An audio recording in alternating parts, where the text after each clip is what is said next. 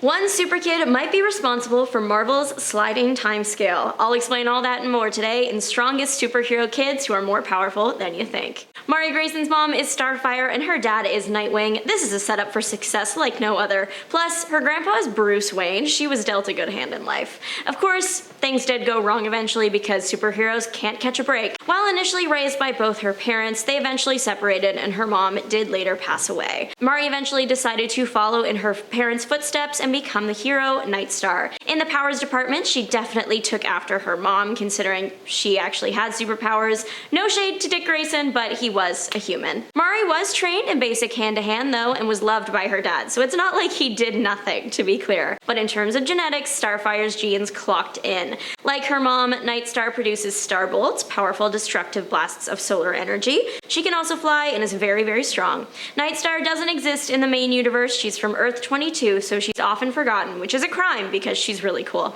Franklin Richards is one of my favorite Marvel characters. As the son of Mr. and Mrs. Fantastic, you can expect that he would be an unstoppable force. But one fan theory suggests that he might be more powerful than anyone could have thought. And this kid has created entire worlds with his bare hands and saved the multiverse, so that's really saying something. So, the theory is that Franklin Richards is responsible for Marvel's sliding timescale. Yeah, so it's time to lock in, everybody. To put that simple, for anyone who doesn't know what sliding timescale means, in Marvel Comics, the timeline isn't static the way it is for the MCU. In the MCU, the timeline started in 2008 with Iron Man, and that is the way it is. The years go with the years. The comics are very different. Look at Peter Parker. My man was introduced in the 60s. He should be at least 60 himself, but is written to be in his late 20s. Cultural references are made or traits about characters are established, like how Reed Richards and Ben Grimm fought in World War II, but these things get changed based on how old Marvel needs the characters to be right now. So everyone's favorite heroes can continue to appear in stories. I hope that made sense. So, how does Franklin Richards fit into this? When Sue was pregnant with Franklin, she had cosmic radiation poisoning, common hazard of the job. The only way to save her was to use the power of the cosmic control rod. This rod amplifies the cosmic energies of the negative zone, and it makes you more powerful and also,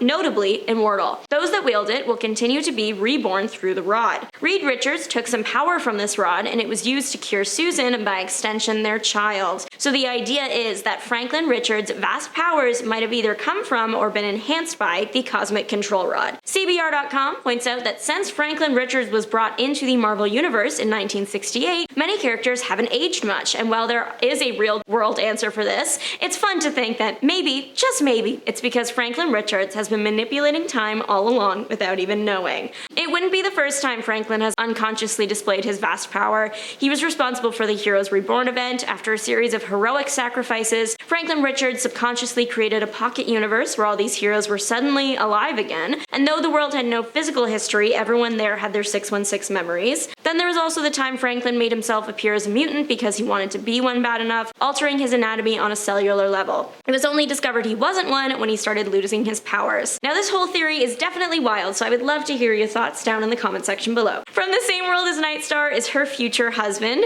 Reading his name for the first time, it did make my brain like factory reset, but I'm pretty sure it's Eben. His last name literally translates to son of the bat because his father is Bruce Wayne and his mother is Talia al Ghul. There was a moment of panic when I learned he was married to Nightstar because she's the daughter of Bruce Wayne's son, Dick Grayson, and I thought that DC was making the family tree a family wreath, and I got really scared for a second. I forgot that Bruce and Dick are not blood related. So we're good, it's chill. For a long moment, Eben didn't know who his father was. He was trained by the League that Ra's al Ghul worked with, so that's some brainwashing to undo for sure. That Mari actually helped him overcome. He inherited his grandfather's empire but transformed it into something good, deciding to follow in his father's footsteps and use his new resources to help those struggling. So technically, he has the Wayne billions and the Ghul billions at his disposal. It's hard to see other people living your dream. Sophia Strange is Doctor Strange's daughter. She appeared one time in 2004, and that is not nearly enough for me. In her one appearance, she displayed that she is very comfortable with the mystic arts. She used her powers to call on apparitions and perform spells without breaking a sweat sweat.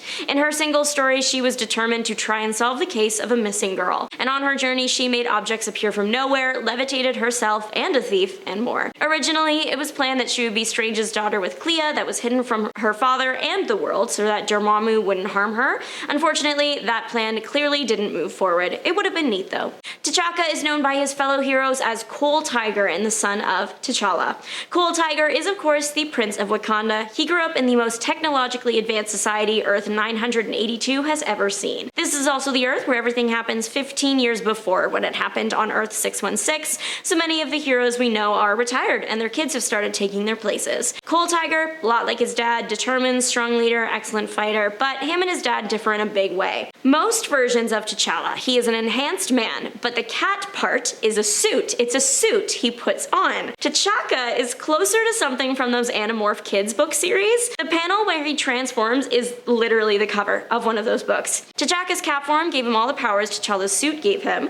Coal Tiger has helped the Avengers of his world and later joined the reserves. This Coal Tiger is the second Coal Tiger to exist. T'Challa was Coal Tiger on Earth 355 a few years before. Cool thing to note about that. This version of T'Challa was based on the original design for him. It's hard to imagine the Black Panther was once called Coal Tiger and wore bright yellow. King Black Bolt and Queen Medusa of the Inhumans royal family gave birth to their son, Hurrah. As a child, he was taken into the Terrigen Mist by the Genetic Council. It alters the biology of Inhumans and was done because technically the king and queen weren't given permission to have a child, so this was kind of like a punishment. It did give the super kid his notable power, which is the small silver lining. He can split his soul, creating psychic phantom versions of himself that are able to fight and use weapons. He is also capable of a sonic scream, optic blast, force fields, flight, telepathy, mind control, absorb powers, and is multilingual. Hurrah had a tough life. It all started when he was shipped off to Earth, and to make matters worse, when he gets to Earth, his ship crashes. But that's not all he had to suffer through. Once, a member of the Genetic Council kidnapped him to steal his powers. Another time, he was locked up and driven to insanity that got worse as his powers grew. Once, he was replaced by a Skrull, and then another time, Kang the Conqueror manipulated him, and he had to possess Kang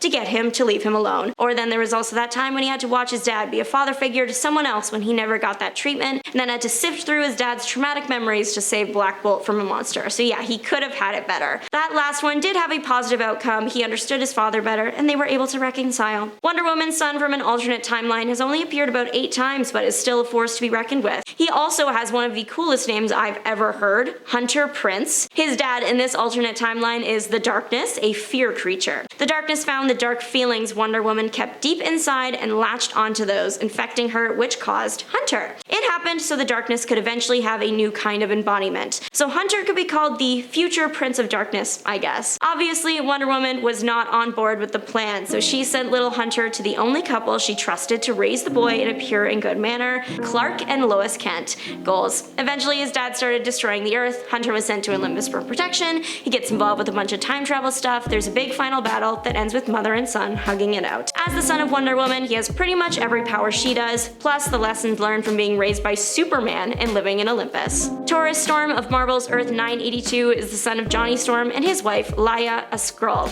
That means Taurus is capable of not just becoming a junior Torch, but also shapeshifting. I like to imagine that he would combine these two abilities at every given opportunity. Imagine like a giant flaming dragon coming at you, terrifying yet iconic. He really wants to be part of the Fantastic Four and will often jump into battle, aging himself up and taking on the name Superstorm. Lara from Earth-31 is the daughter of Wonder Woman and Superman, so you know she is one of the most powerful super kids out there.